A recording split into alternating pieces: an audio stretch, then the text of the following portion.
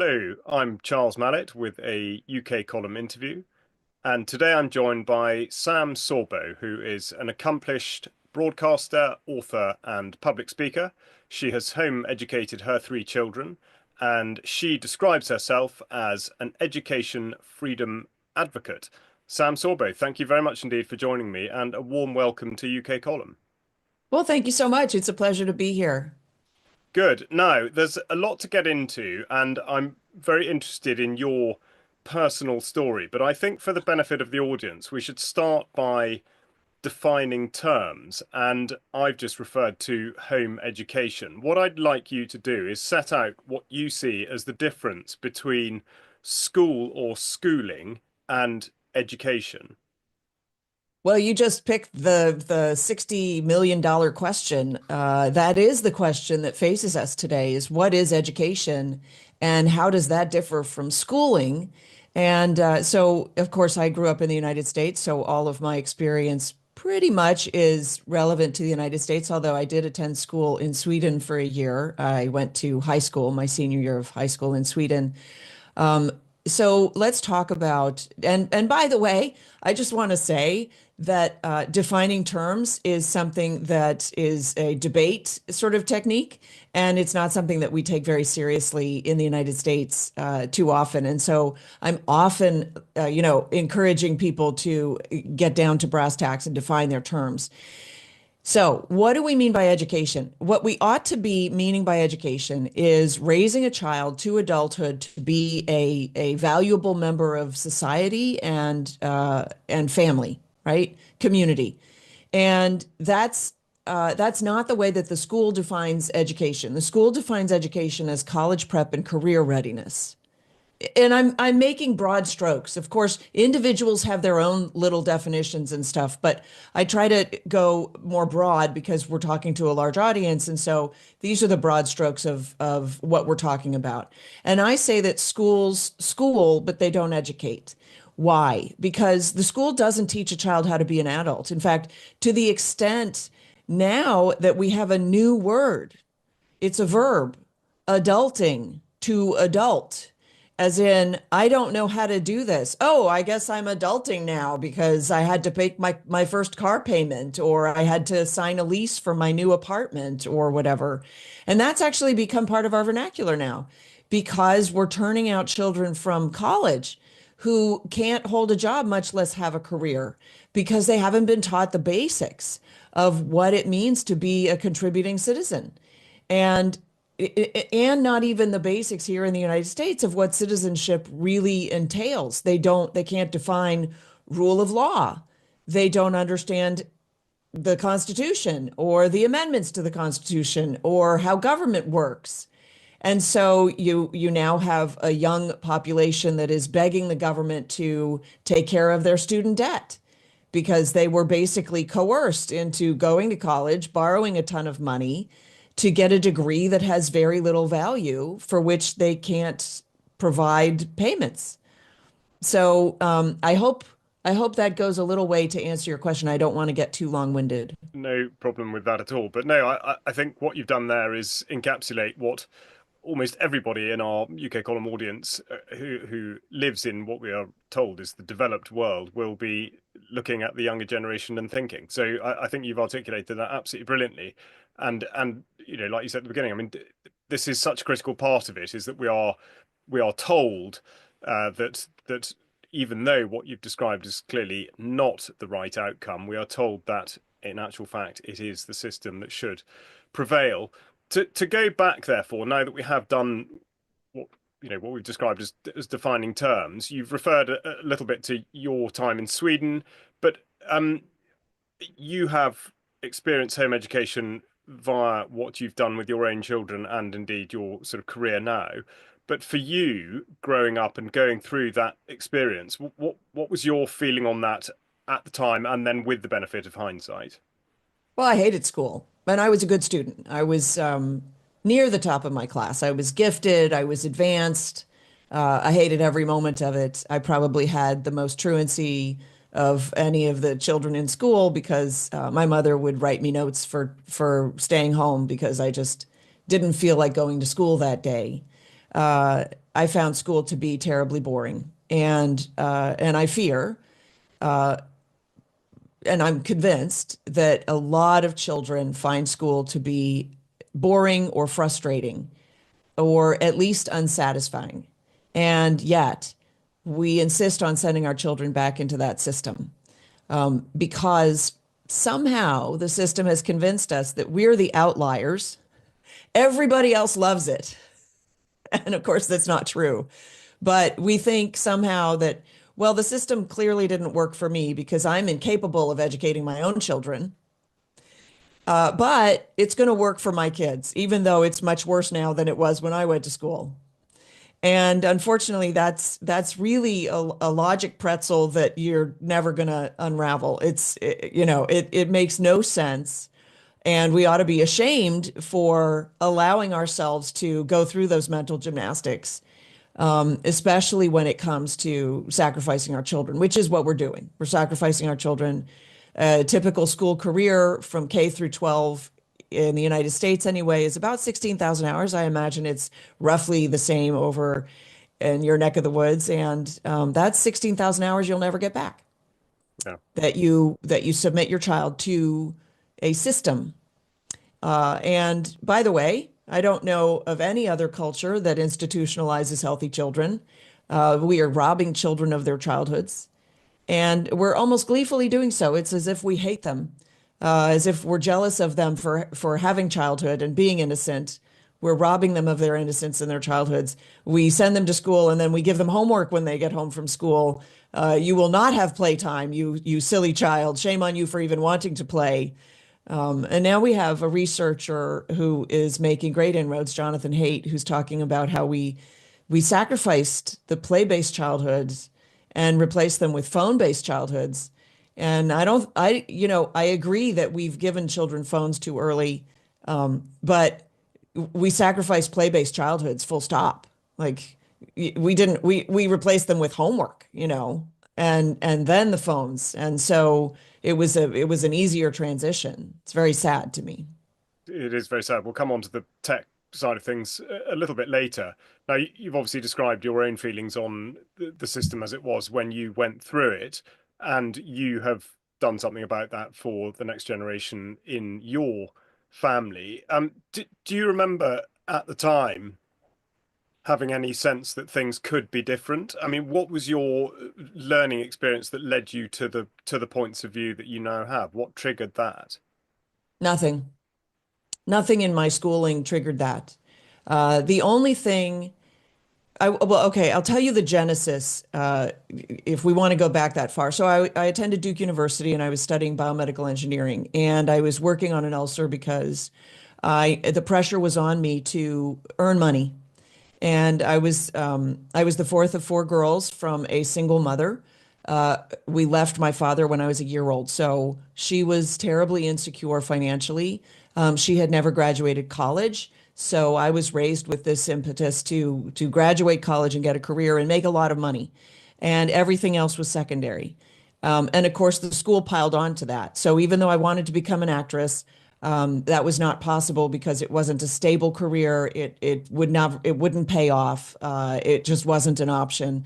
College, medicine, become a doctor, that whole thing. And I realized during my second year of college that I was working on an ulcer, and I needed to take some time off.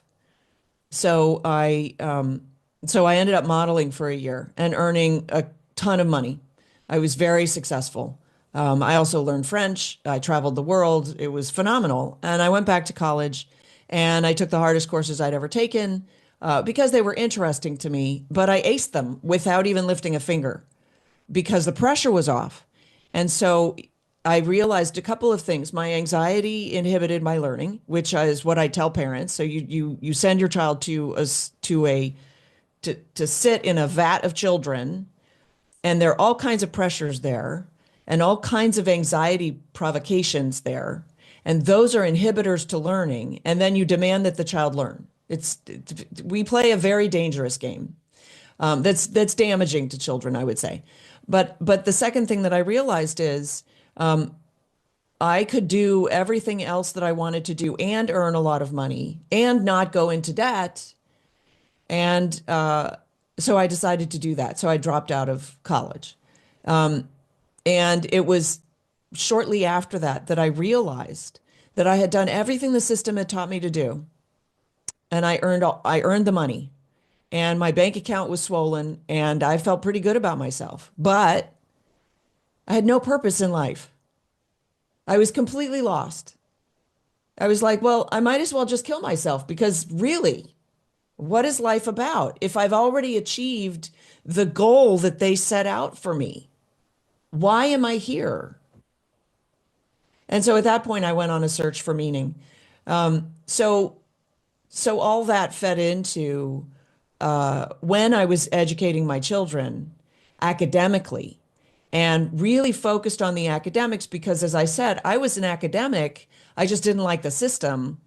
I was really focused on academics for them. And I slowly realized education is about so much more than academics. It's about showing your child how to hold the door open for somebody because it's polite. It's the right thing to do. About teaching them that we return the wallet with all the money in it because the money also doesn't belong to us. It's about not stealing. It's about all of the other things, character formation. And I would argue it's first and foremost character formation because without character, why would you want to learn academics? You need the care. It's hard. Some of academics are challenging. Why would you step up to the challenge if you don't have the character or the integrity to desire that for yourself?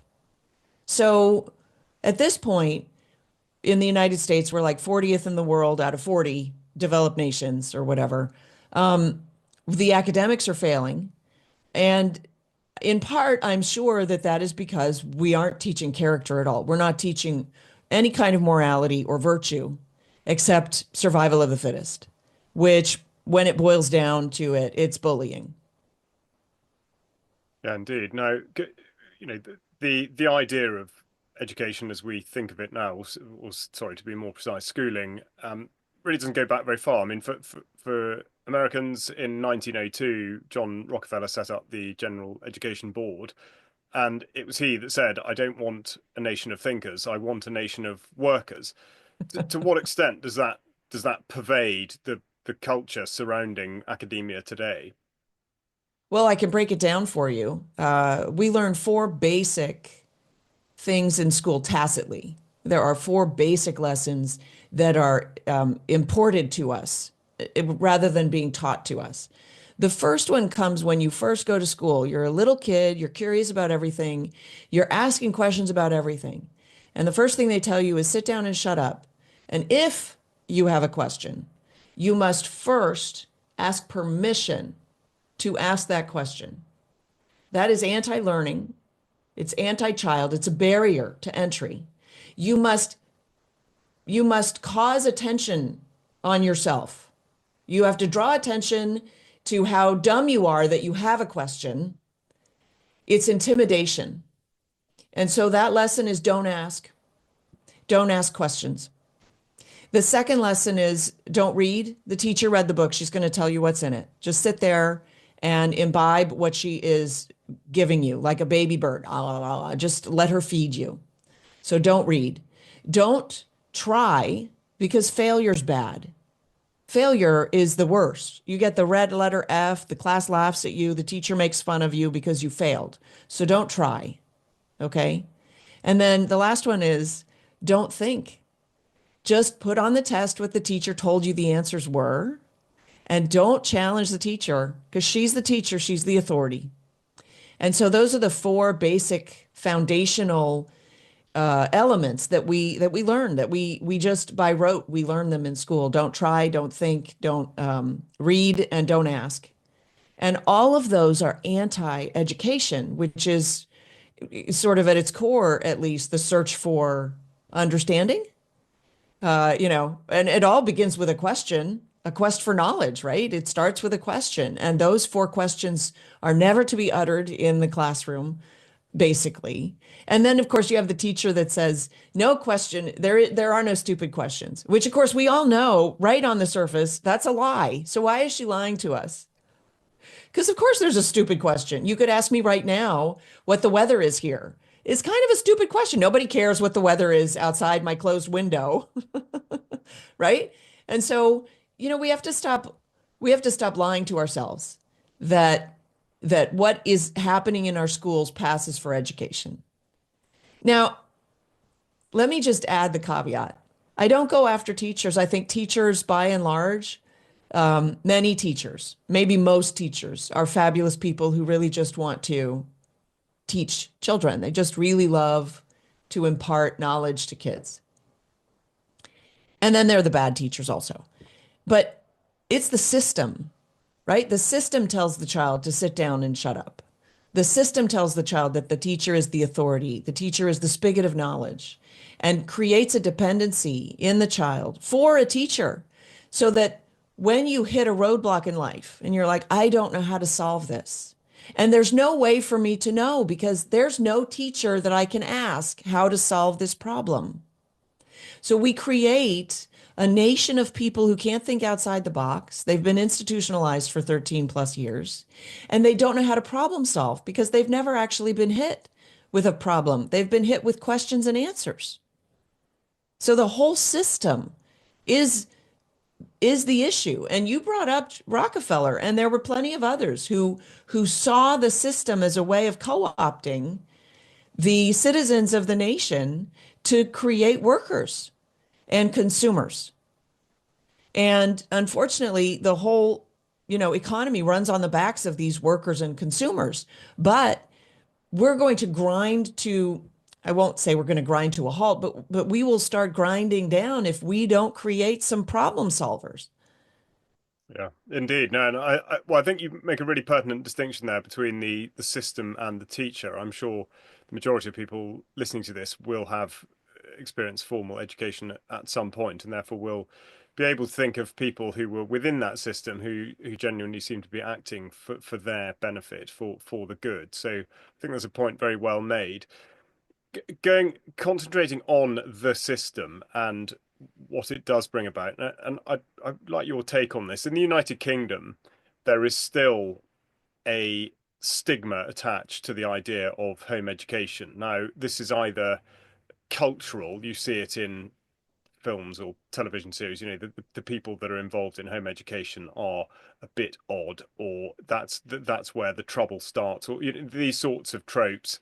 And in legislation now, we have many references to home education being, in effect, the domain of troubled children. It's as though Mhm. they are not resilient enough to go into the Right. state education system. Is this a similar thing in the States, or how does this manifest? Yeah, so it was. So in say the 70s, there were the oddball kids who just no matter what, they just wouldn't get on in school. They were terribly bullied, or they were too slow, or they were too smart. And so the parents eventually, would decide the school, it's just not working. We're just going to have to homeschool. And so that created here in the United States this stigma that they were the weirdos, or the parents did it for ultra religious reasons, cult reasons, or whatever. And so they were the outliers. And so the stigma developed. These days, it's just been obliterated because so many families have discovered the joy of the family unit and the way that, in a sense, the way that God intended the family to run. And when you keep your children home and you develop that relationship with them, you notice all of the trappings of the struggles of the world sort of fall to the side. So, I've said this and people often push back.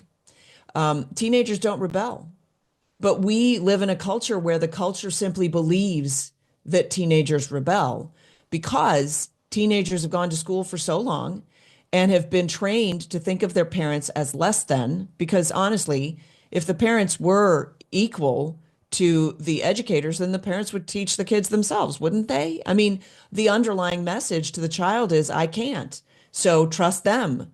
And so the child then trusts them as the ultimate authority, and the parents fall under that. They cede their authority. And of course, their authority is going to be challenged. My authority was never challenged. My husband's authority has never been challenged in our home. And okay, I say never. That's a little bit of hyperbole. Basically, our kids don't challenge our authority because they trust us and they know that we want what's best for them. And we've always been the authority. And so, and I will, and I tell people this when my children were teenagers, the culture says, "Oh, how old are your kids?" And I said, "Well, I have three teenagers." And the person typically says, "Oh, wow, you've got your hands full, ooh, three teenagers. Those are the tough years." And I'm like, I have no idea what you're talking about, because on any given evening, if I were in bed alone, my husband travels a lot. One of my children would come in softly, knocking on the door, and sit down on the edge of my bed and pour out their day to me because they want that relationship. And, they're telling me silly teenage stuff, but it's important to me. I close my computer, I put it to the side, and I have a conversation with my child. And that's the relationship that I've developed with my children. And I would never have had that if I had submitted them to a system. And my husband admits it. He loved school. He was, the popular jock, the guy, good student, but got along with everybody. And he had a fabulous time at school. But he also recognizes that his relationship with his parents and his siblings suffered because you can't maintain that kind of relationship. You can maintain it in a marriage because you're both adults, but children need their parents. Children need that pouring in. They've never done this before. I think that's a point really well worth holding in mind. And I know you talk a lot specifically about the role of the parent and how incredibly important that is, and how it is, that relationship is denied by the system. Now, you used the word pushback a moment ago, and the problem is, in some senses, this is turned into a divisive issue because we are supposed to believe that stepping outside of the system is the wrong thing to do.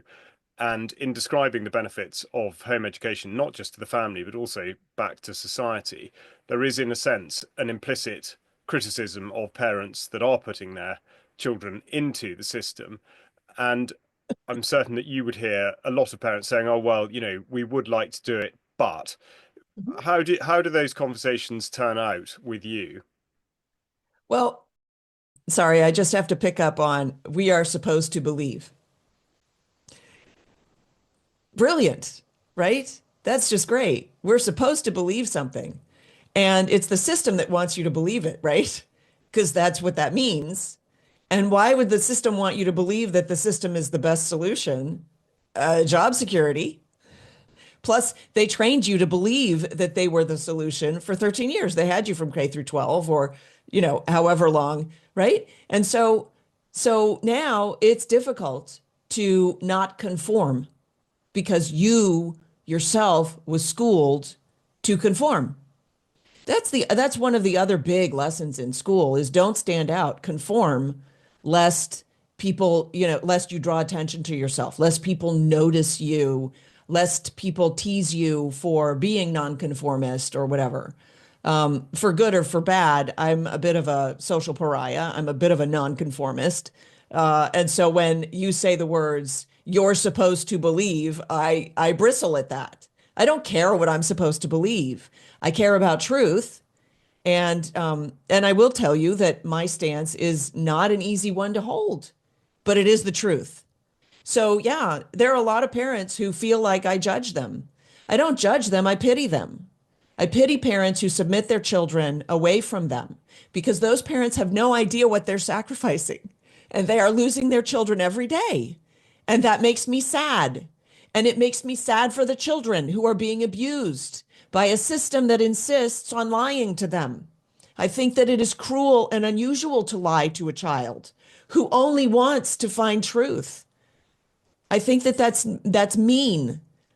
And I think that parents who just throw up their hands and say, "But I just don't know how," or "I can't," or "it's too expensive." I I I want to say shame on you because I think you're better than that. You should be better than that. It's your child whose life is at stake. Erica Komisar is a researcher and a child and a family psychologist, psychiatrist, something. And her research is now showing that children who fail to bond with their mothers from 0 to 3, who fail to form good attachments with their caregivers, and that would be the mother, because when you submit a child to daycare, those caregivers rotate. There's no stability there. And so a child that doesn't get the opportunity to bond at that early age is set up for all kinds of relationship struggles later in life as an adult. And in order to, and by the way, this is her job security, right? Because she deals with the adults who are struggling through the fact that their mother didn't love them or didn't pay attention to them or whatever. And so we have no idea that the hardships that we are inflicting on our own children because the system says, do this with your child. The system's an idiot. This education system, school system that we've had for 120 years, not longer. This system is the experiment. You're the guinea pig. I'm the guinea pig. Our children are the guinea pigs. Now they're the guinea pigs for gender reassignment therapies called healthcare. Shame on them. Our children should not be guinea pigs. Our role as parents, our primary role is to protect our children from the evildoers. And unfortunately, we are literally bringing our children to the slaughter. There's so many questions that we should really sort of tease out of that. I think the to describe the system as an idiot is going to be quote of the interview so far. I can't see anyone disagreeing with that. So well done on that one. In actual fact, it's very interesting. You're quite right to be sort of lit up by the suggestion that this is what we're supposed to believe. I say that very deliberately because it's so obvious that these sorts of messages are put out. And I'd be interested in your take on this. In 2020, when we went through the coronavirus charade and children were removed from schools, it was almost as though that was with the express intent of creating such trauma within the household in throwing people together at a moment's notice who were sort of ill prepared for it and were Yeah. convinced that actually they shouldn't be doing it and therefore they didn't want to be doing it. So almost the reaction to it was, okay, I thank goodness the schools are going to open again. I just want to get the children back onto the right track and all the rest of it.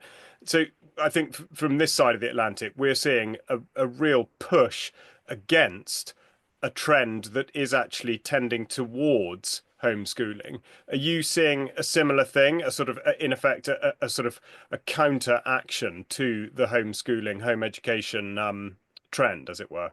Okay, so I'm seeing both over here because homeschooling was so well established by the time they banned children from schools. And so there were two schools of thought. There were two camps. The parents who absolutely hated the quote homeschooling that they were doing, which was not homeschooling, and that's what I tell them. You were thrown into a pit of vipers and told that you were homeschooling, and that's not what you were doing. Because and in fact I differ. So terms, right? I like to call it home education or home learning. I don't actually like to call it homeschooling because I don't want people to think it's school at home where the parent is the teacher with the finger at. Like I don't want them to get that image in their heads. Um, but I will say that homeschoolers doubled post COVID. So during COVID, it was like way high, and then it recalibrated a little bit when schools opened again. And it's kind of funny because when the schools closed, I was cheering, which is silly, right? But I was like, maybe parents will understand that the schools are no good for their children. But you're right. A lot of parents were like, I can't take my children anymore, which is so sad. Imagine being a child in that house and the parents are saying, well, I just can't wait till the school opens again and you can just go to school and be out of my hair. is it's so, I talked to a teacher years ago and I said, "Have you ever considered homeschooling?" She taught third grade and her children were roughly that age, those ages, around third grade. And she said, "Oh my gosh, I would kill my children by Wednesday if I homeschooled them." And I looked at her, I said, I didn't say this, but I thought, I wonder if the parents of the children in her class know that she speaks about her own children that way. And then there's the flip side. There are countless teachers who have left teaching because they refuse to put their children into that system, and principals who have left their jobs and or continue in their jobs but homeschool.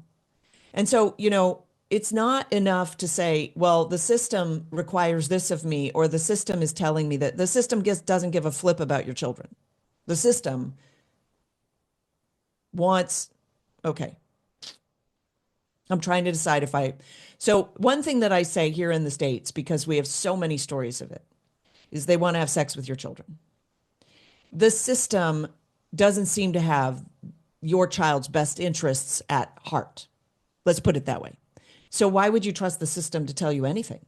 The system's a dictator. I understand that parents out there have gone through the system and so they rely on the system, but they shouldn't. I'm here to wake them up and tell them the system doesn't want what's best for you and your child. The system wants to separate you from your child so that people can get at your child. Yeah. Yeah, I mean, I think that's again another point very well made, and what you've just alluded to is the incredible harm that that children can be put in the way of, or that is put in their way. Just a quick story.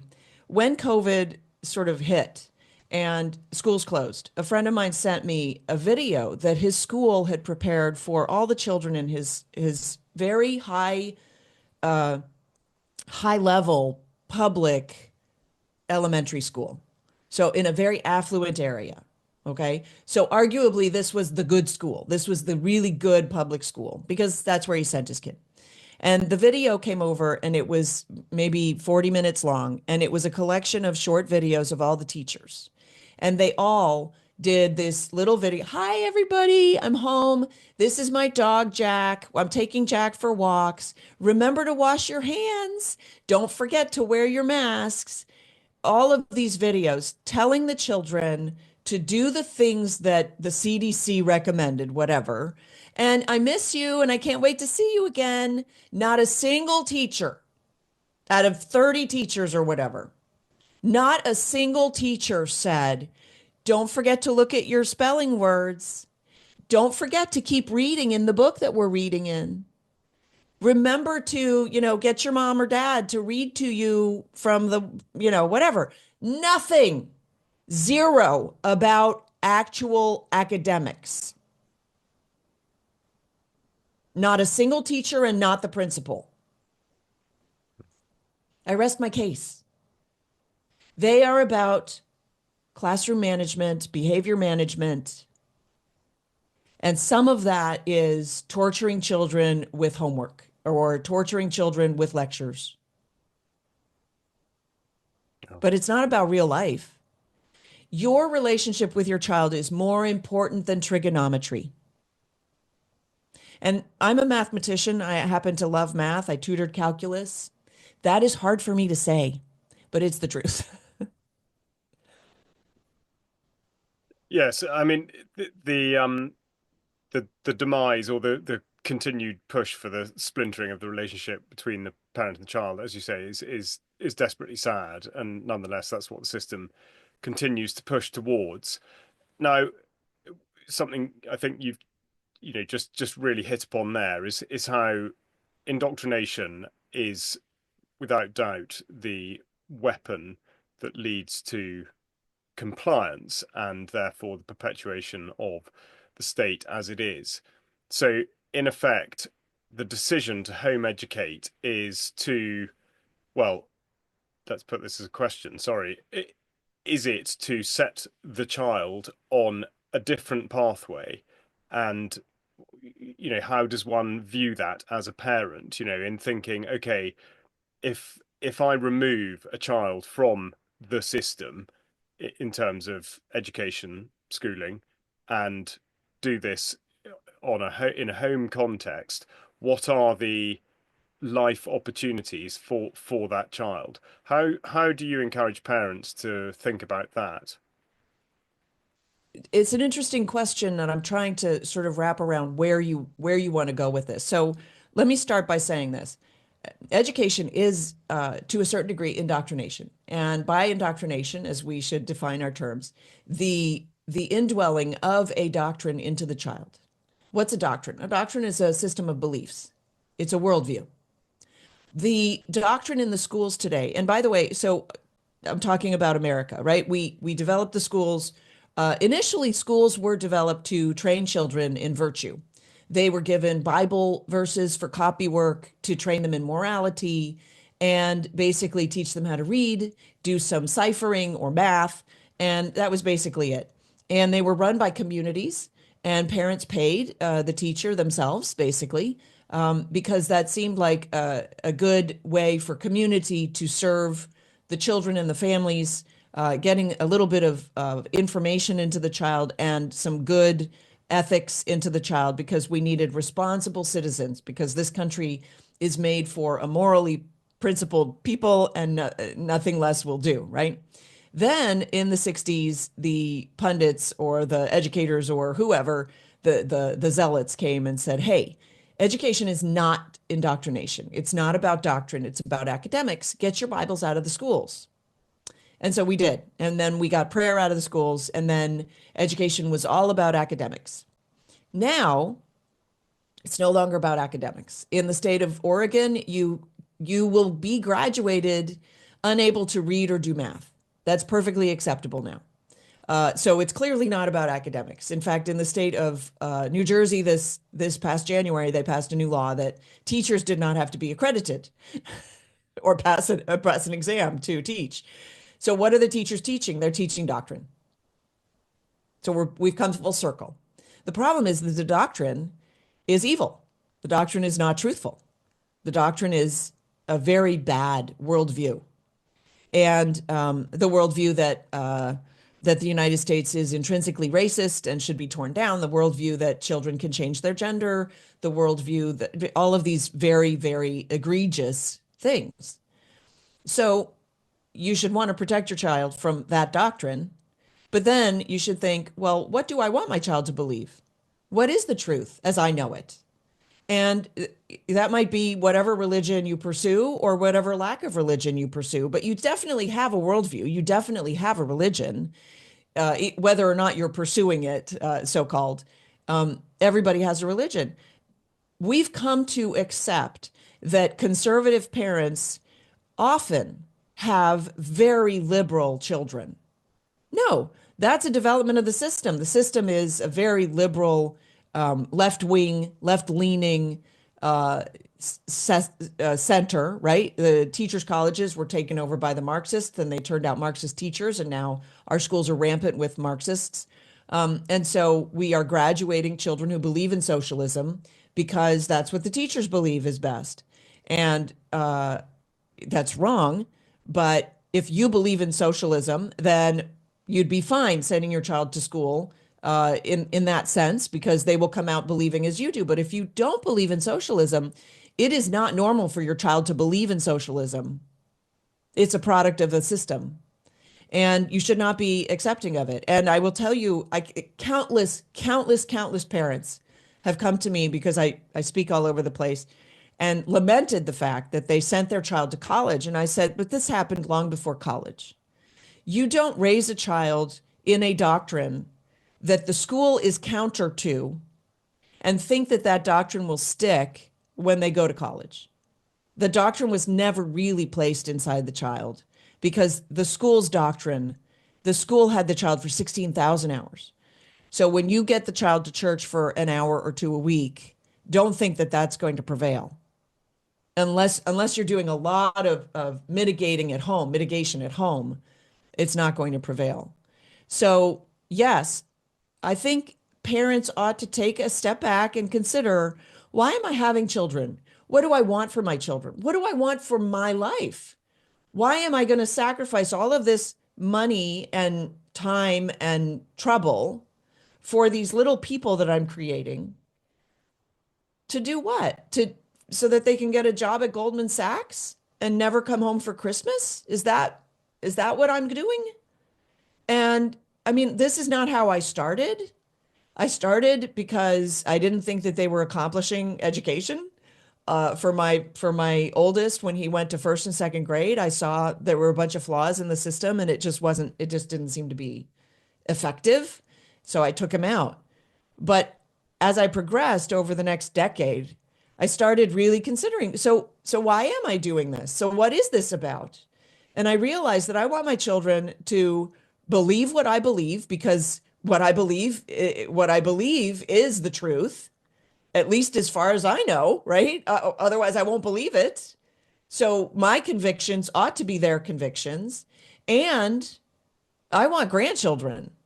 Like I want family because I know that the school taught me money is the highest value, but the school's wrong. The system's wrong. The highest value is relationship. The highest value is that dash between the start date and the end date of your life. And there's no tombstone that says, I wish I spent more time at the office. The value of life is the relationships, it's service. And so I've raised my children to value those things. And it's counter to the way that I was raised, it's counter to my schooling, but it's the truth. Yes, I mean, again, I can't see anybody disagreeing with that, and the the sort of passion underlying it, sort of incredible sort of rationale that you substantiate it with. To go back to what you said, the formal education system has been in place for, as you say, about 120 years, and therefore it can be no coincidence that the supranational control that we see in so many parts of the world, or at least expressing themselves so particularly, whether it's the World Health Organization or the United Nations or even the World Economic Forum or whatever, it's almost as this could not have been possible without the formalization of the education system or the school system as has happened. But obviously there is another path, and that builds resilience, which of course is a great threat. The thing that you did allude to really early on that we haven't really talked about is sort of aside from all of this or enmeshed with all of this is the rise and rise and rise of technology, and now in particular artificial intelligence and social media and all these things. So insofar as you can remove children from the school system and you can provide that amazing uh, education within the home and have those relationships that you describe. What's your approach when it comes to technology? I know that's a big question, a big topic, but just sort of break it down whichever way suits. Yeah, it's a tough one. I don't recommend smartphones for children. I don't recommend tablets for children. If I were doing this again today, I would avoid all the technology and certainly all of the entertainment media that's being produced today, because it's nearly, if it's not, it's very close to demonic. There is so much sexual proclivity or whatever that's rampant through all of entertainment. And so I would just be very, very careful. When I was raising my kids, they weren't allowed to watch live action Disney. And the thing is that I know that parents struggle with, well, but what if everybody else is doing it? What you do is you galvanize your children and you train them to understand why your rules are your rules. And what happens is they become proud that they have been singled out to be exceptional. That's how you train your children to withstand the push of the culture, right? I did it wrong. My kids all got smartphones way too early, uh, at 12, but that was way too early, as smart as they were.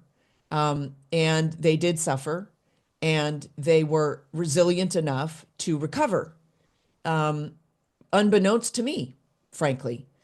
So today I tell parents, don't even flirt with that. By the way, no sleepovers. No sleepovers, zero. Don't do it. Why? You don't know. You don't know. I don't care how much you trust the person, and I've been down that road and with people that I trusted intrinsically, and that was misplaced trust, and it was the wrong thing to do. So I'm trying to, educate parents from my own experience, but don't do that. Quick story, my son was part of a football team and he had to stay at the coach's house for a little extra, and the coach put on a scary movie for him and said, "Your mom probably won't want you to watch this." And my son told me about it. And I'm like, "You were there for half an hour. Couldn't he have just let you sit for half an hour? Why would he do that to you?" And my son was also upset because he saw things that he would never be able to unsee, and they were disturbing. So, you can protect your children. You should protect your children. And no, you're not being a helicopter parent. And by the way, that phrase is designed to intimidate you, to make your children more vulnerable because they want to have sex with your children. Like, don't let them intimidate you into relaxing your guard over the innocence of your children. So the AI question is, now children in schools will be using AI to do their work for them, which will make them less and less resilient, stupider and stupider, and more apt for the sort of WEF world takeover or whatever is coming down the pike. But you can preserve your family. So do that. You can't do everything, but you can preserve your family. And that's my admonition for parents is family above everything else.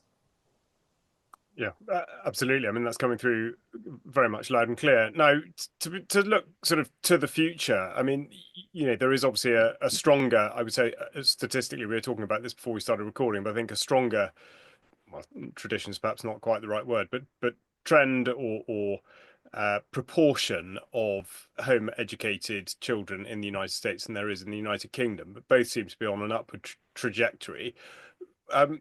What effects do you see of that happening in, say, a generation's time, if that trend continues? I mean, are you considering that there will be sort of societal positives from all of this that we will actually be able to identify? I like to be optimistic. Uh, this nation was founded on freedom. You guys have a different legacy. Um, but we were founded by home educators, children who were autodidacts. They taught themselves everything, basically. And they never went to school, except some of them did go to university, right? Uh, and so that's our heritage. Uh, and we were founded by a minority. So I think that the preservation of the nation will depend on homeschoolers here because they are more freedom-minded than children who go to a system. And that's just the outcome of the system. It's not, it almost doesn't matter what the teachers do. The system is the thing that has the greatest influence on the child. And systematizing the child has the biggest impact on the formation of that individual. And so anybody who stays outside the system, I mean, I said to Kevin after Braden, my oldest, went through second grade, I said to my husband, I think I could fail at homeschooling him, but he'll still be better off. And that was simply because he wasn't getting academics, but what he was getting was a bunch of crap that I didn't like. There were misbehaved children in his classroom. There was bullying. There was just a bunch of other stuff, and I didn't like that. And so I was like, well, even if he doesn't get the academics, he's still going to be better off. And I can give him at least a smattering of academics. And what I want people to understand, and this is why I wrote my book, my latest book, Parents Guide to Homeschool, is um, educating your child is just not that big a deal. It's just not that big a lift. What it ought to look like is the parents work, um, at least maybe one of them works from home. They contribute to their community, they do things together, and they are building their lives together in front of and including the children. That's education. Because the children, okay, to put it really bluntly, your child wants to be you. You're adult. You're cool. He wants to be you. Don't deprive him of that. Show him how to be you. Show him the best way to be the best version of himself as he approaches you. And the natural sort of differentiation that will happen, say, during the teenage years, where the child understands, oh, I actually want to go this direction with my life. I want to do these kinds of things as opposed to what dad does or as opposed to what mom does. That's the beauty. That's the beautiful part. Then you as a parent get to unwrap the gift that is your child and figure out how to help them accomplish the things that they dream of. That it's such a beautiful thing that we've robbed generations of. The loss of generational knowledge is mind-boggling because we all went to school. We didn't get to know grandma and grandpa. We didn't get to know our parents because we just were sent to school. And I think that if families can recapture that, we will become strong and resilient again. We've become weak and compliant, and it's not good for us. I mean, I'm sure you're watching what's happening, the discoveries that Doge is making of the fraud in the United States government. Of course, there's fraud in the government. These people were raised that money is the highest value. The moment they get to Washington, D.C., they go, okay, where's the till? I want my hands in it. I want to get some money. I mean, this is the normal outcome of an institutionalized love of money.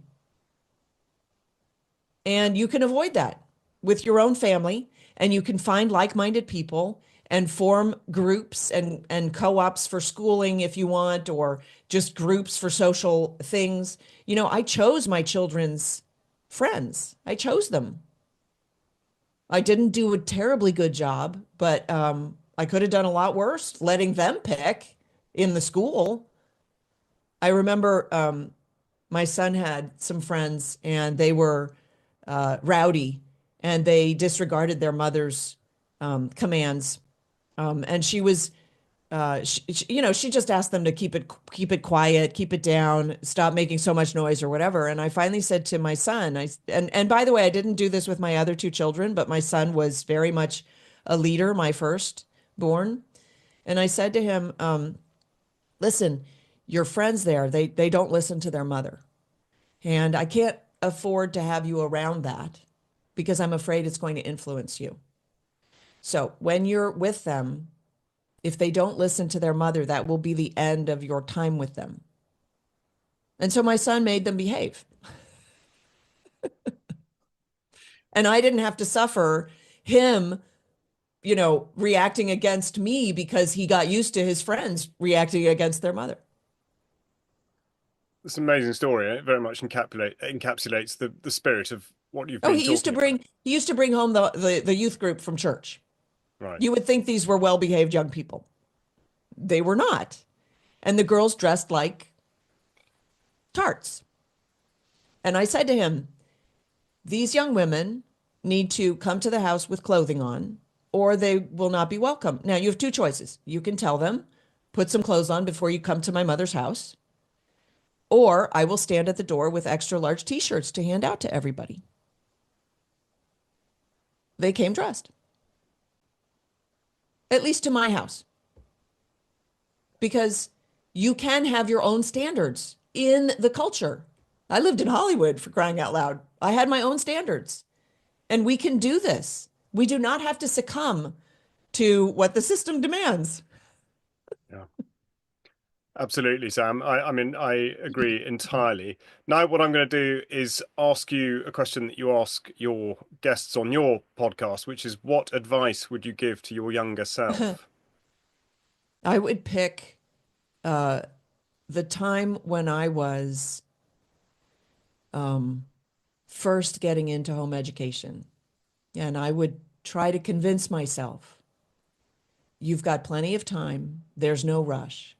Just enjoy reading with your children and don't focus so much on getting the curriculum into them because education is not data entry.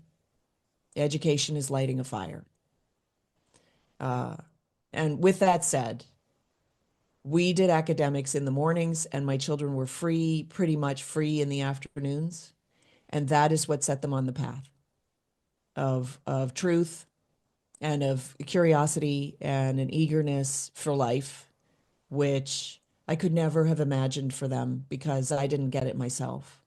And I'm so blessed that we managed to accomplish at least that. Well, that's a terrific and poignant note to draw to a close on. Now, the audience will be very keen to find out where they can go to look at more of your work and find out what you're doing, and indeed to buy your book and look at all those sorts of things. Where should we direct people? sorbostudios.com.